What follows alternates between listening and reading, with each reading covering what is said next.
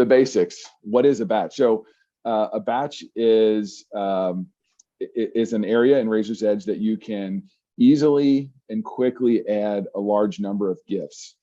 There's also a constituent batch as well, where you can easily add and quickly add a large number of constituents. We're going to be focusing today just on the gift batches. But at its core, it's really just a way to quickly add and uniformly add a bunch of gifts. And as I'm sure you're familiar with the view of a batch, it resembles a spreadsheet. And the way to think about it is the columns across the batch equal the fields on a gift record, and the rows equal individual gifts that you will be creating once the batch is committed. And so there's two reasons why we enter gifts in the batch. And the biggest reason, and I'll mention this a lot, and when I'm doing training in all different areas of Razor's Edge, I always like to call it saves us clicks. In the course of one batch or one day or 1 week's worth of batches, the difference between gift entry in a batch versus individual gift entry on a record may save you 5 or 10 clicks, which might equal out to a minute of savings or something like that. But extrapolate that over the course of a quarter or a year, you're saving hours of time, days maybe worth of time, if you process a large amount of gifts. So really, that number one reason is that so we reduce clicks and we save time. The second reason why we enter gifts in a batch is to help prevent data entry errors. There are some things kind of set up, and when you do a batch setup where you can use a projected number of gifts and the projected amount of money that you're going to be entering, so that when you get to the bottom of a batch, if you have a really large batch, it kind of does the subtotaling for you, and it will let you know if your projected total and projected number of gifts don't match what's actually in the batch. So those are the two big reasons why we do gift entry in a batch. The focus of this discussion today will be primarily and only in database view. If you're asking my opinion, what's the better way to enter gifts, or what's the easier way of entering gifts in a batch? Is it through NXT Web View or is it through database view? I 100% think that database view is the way to go. And just like what I said a minute ago about saving time, it's just the amount of time that I'm sure you guys have seen, just the amount of time that it takes to search for a constituent in a batch in WebView. That time wasted that's the number one reason. There's a few other that I have, but the number one reason is just takes less time to find records in database view versus WebView, in my opinion.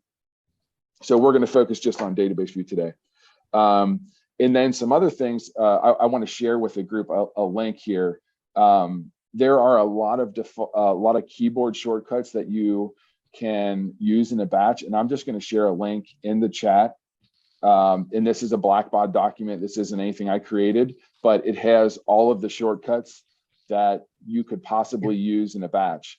And depending on what kind of organization you are, some of these you may not use, but some of them you can find very handy. So I will throw that in the chat just so you guys can have that link and you don't have to hunt for it.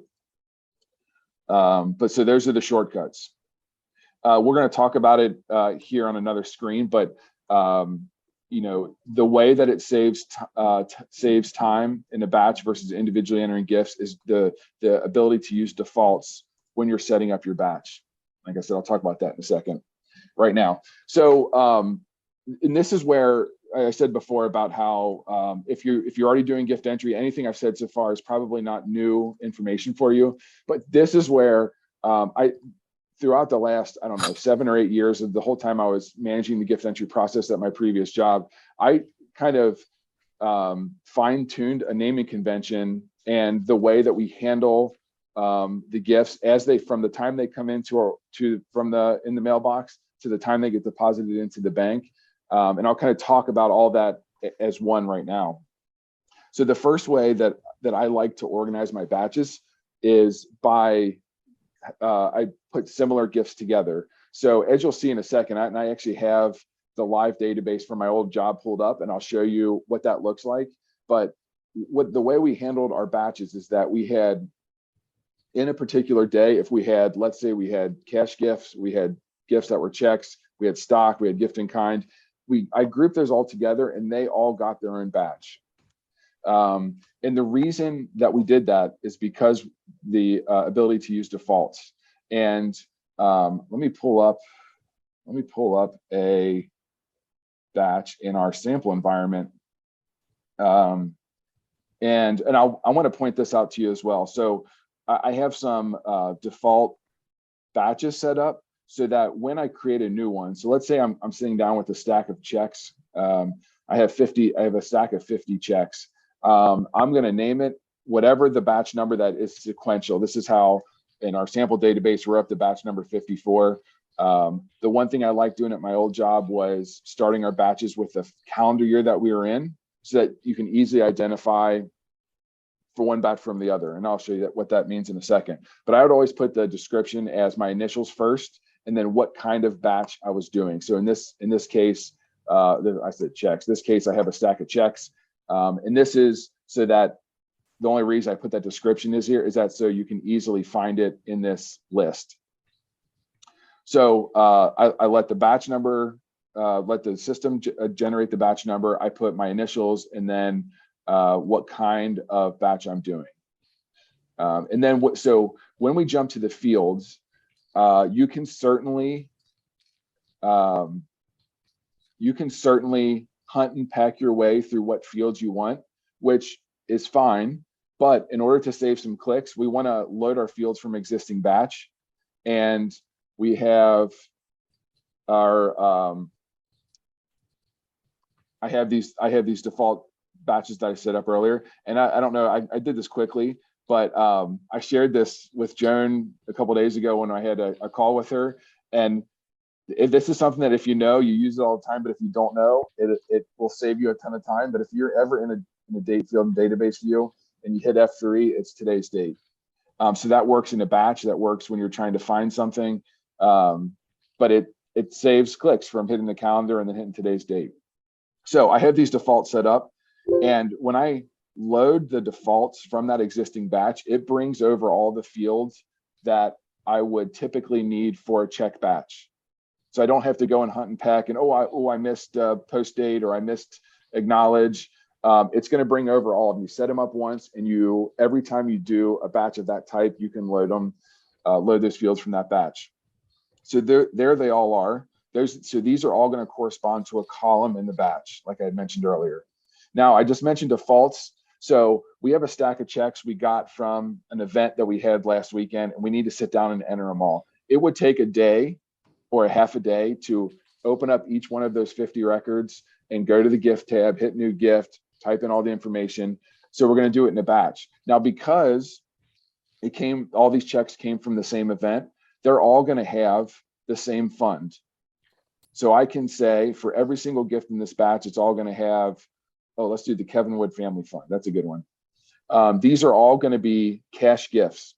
That's not a pledge. It's not stock. It's a cash gift. We're all going to date these. Let's see, our event was Saturday. So we're all going to they're all going to be dated 7/23. There we go. They're all going to we're going to deposit them into the bank today. So I'm going to hit F3 in that field. That's today's date. They're all going to have the same appeal because they all came from the same event. So you can kind of see where I'm going with this, that my internet connection is unstable. I just heard a big clap of thunder a second ago, so I'm hoping that the weather isn't going to interfere with my internet connection. So just a heads up, if I get cut off, I'll jump right back on. So everything is going to have the same appeal, same campaign, same fund. Our pay method is all the same because remember, we grouped them all together. So these are all personal checks, acknowledge status, whatever. So once we go through our 50 checks and realize that they all share these same characteristics, we can hide these fields altogether from the batch because we don't need to see them. Because we loaded the default there, they're going to be there in the background, or they're going to exist on the gift once we commit it, but we don't need to see them in the batch because we're going to tab through the fields and we're saving clicks that we don't have to do these extra tabs by having these fields here that we know what the values are. They're going to be there, but we don't need to see them. So in the case of this batch, the only thing that's going to change is the check number, the check date, and potentially the amount. We can't hide it anyway, but the amount, let's say the amount's going to change as well. So I've done all these fields, I've hidden them. And now when I go to data entry, we only see the fields that we need to touch on each gift record. So now instead of having to enter this information, we had what, 12 or 13 fields we hid there. Instead of having to add that information 12 or 13 times for every single one of the 50 gifts, we're only going to be entering 4 pieces of information for each row. So I'm gonna find me as an example. There I am. I'm gonna tab over. I have an outstanding pledge. I'm not gonna apply it. I'm gonna tab over. I'm gonna do $1,000. Check number 123. Check date. It's today. And now I tab to the next row. Oh, I picked a bad campaign. Yes, I won't say this gift. So I hit the next row. I have end dates on my campaigns, and that one I must have picked an old one. So now I'm on to the next row already, and I'm on to the next check. So in a matter of 20 seconds, maybe 30 seconds, if that, you can get through a gift. And so now what would take a half a day or a day to manually enter 50 gifts on 50 records, we can enter a batch of 50 gifts in, I don't know, 10 minutes, maybe. So and now we're not doing any fat fingers with the wrong fund or the wrong campaign or wrong appeal or the wrong date. All that information is there, and it's the same for every gift. So that's going to cut down on the time and on the data entry errors. Okay, so we're done with the batch. We're going to commit it. And one of the things that I suggest you doing is creating a gift query of the committed gifts. Now, this will benefit depending on how your GL and how you handle your deposits. If you use Razor's Edge and Financial Edge, which I understand, probably I see a lot of some universities here, they're probably not going to be using Financial Edge. But if you use RE and FE and you have them integrated, being able to post a query of gifts instead of just posting all the gifts that are available to be posted, it makes it easy if you need to reconcile your journal entry on the FE side with a deposit into the bank. So if we're going to have the stack of 50 checks, I'm going to commit the batch. I'm going to save the output query. So now there's a query of all 50 of these gifts.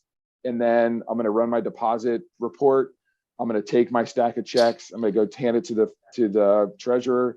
And then I'm going to run the REFE posting.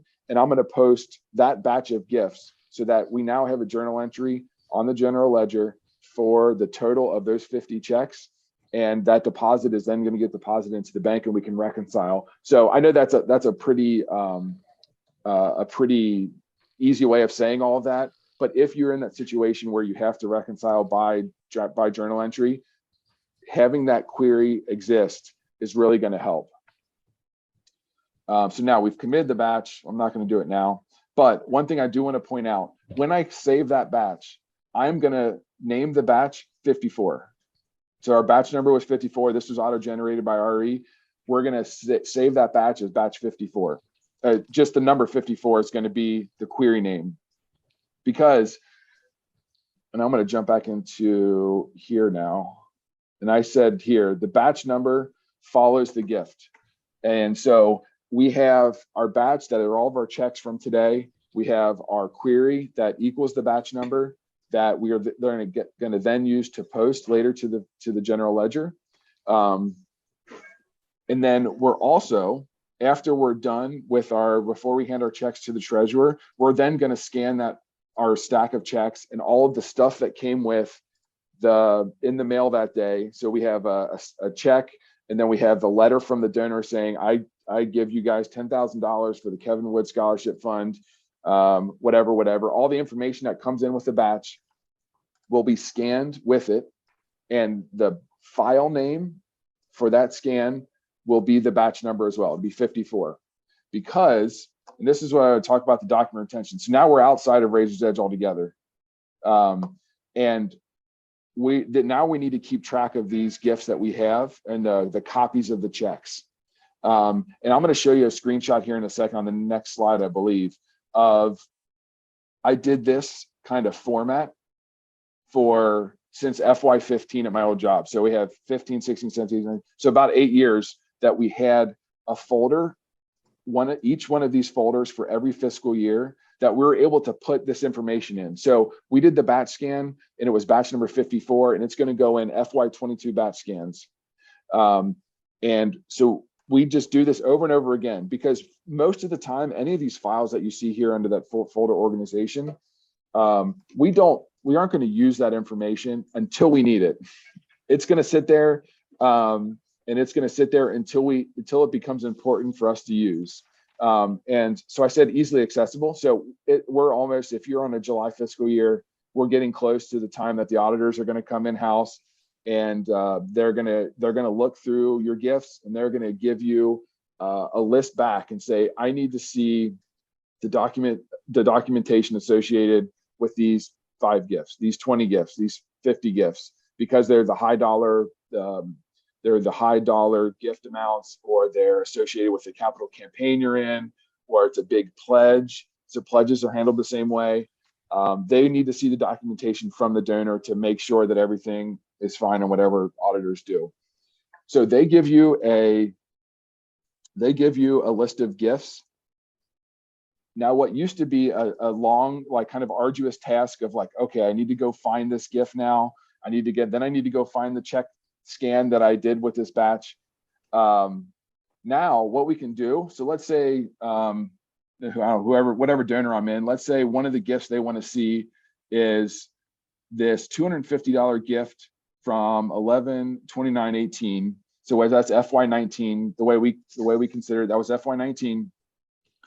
I put the batch number column here when I look at my gifts, because so now I know I have a file in my scans that is called 2018-536. So I go open the record, I see what batch number this gift is from, and then, and I'm going to jump back into here because, oh, no, wrong one. My next slide, this is a screenshot of what my archive gift processing folder looked like at my old job. So like I said, started in FY15, and July 1st of every year, I went in and created how many ever 8 or 9 new folders for that fiscal year. And for each one of these things that I was keeping track of that I needed to retain my documents for, every day that I did gift entry, I would put a copy of that scan in this FY15 batch scan. And I knew that the file in there name would correspond to the batch that I did for that particular day. So this helps create that. It saves you a ton of time and a lot of clicks by trying to hunt and find a copy of that scan, or a copy of that check, or a copy of the documentation that came in the mail with the check, or a pledge, whatever. All you have to do is go up in the record, look at the batch number, and then really just at the top of this Windows Explorer, it says you can search all the folders at once.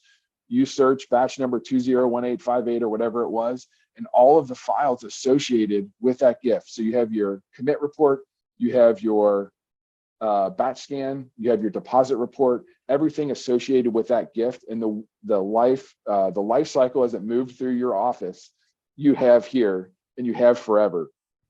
So it is really a powerful thing that you can go back, because I also have on here, besides the auditor request, that's like something you have to do as part of your job, but this is the most important thing for stewardship purposes, because let's say one of your large donors are getting audited, or even they just ask for a receipt, a copy of the receipt, they're doing their taxes, they lost their receipt.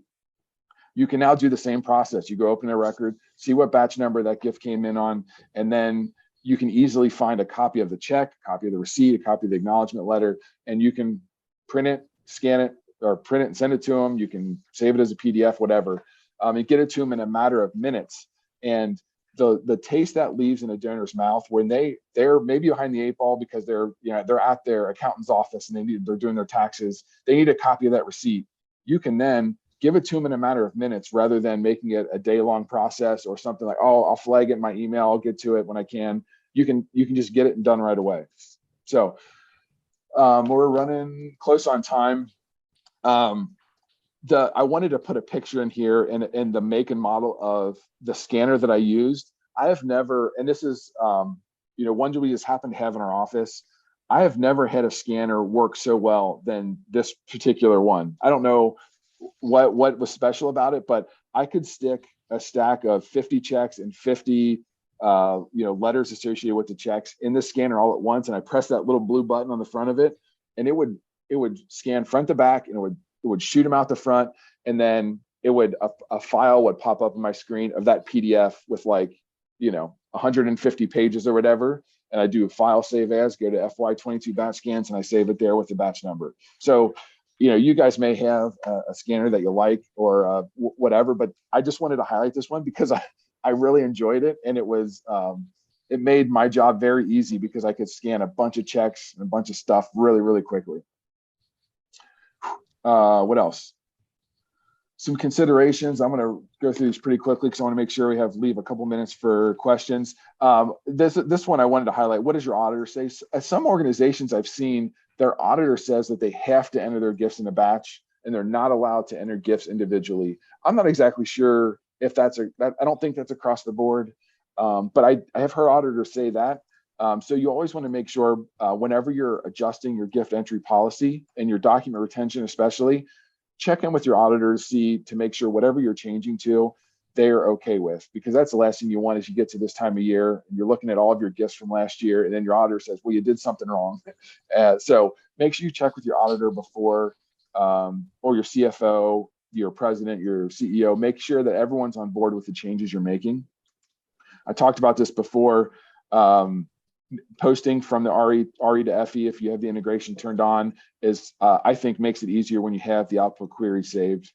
And then also, we kept our scans on a shared network, and so just before you start going and scanning and saving all of this personal information of your donors, make sure you have your security and size of your of a potential network or whatever.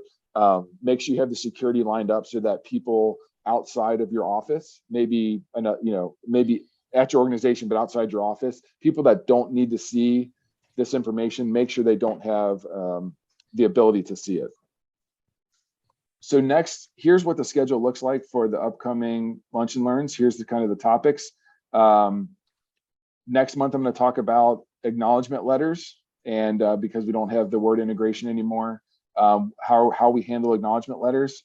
Talk about donation forms and event registrations in both Online Express and in NXT, and that will lead us into Giving Tuesday, which is a big one for online giving. And then in November is the last one, and I have an asterisk here because that's the third Thursday. The fourth Thursday is Thanksgiving. Cool. My information is here. I will send you guys a follow-up email with the recording. And then if you have any questions about anything we discussed today, feel free to email me. If there's any roadblocks you have with Razor's Edge, any training you need for your office, I would love to get the opportunity just to have a discovery call with you to see if there's anything that I can help you with or anybody at Impact can help kind of ease those roadblocks.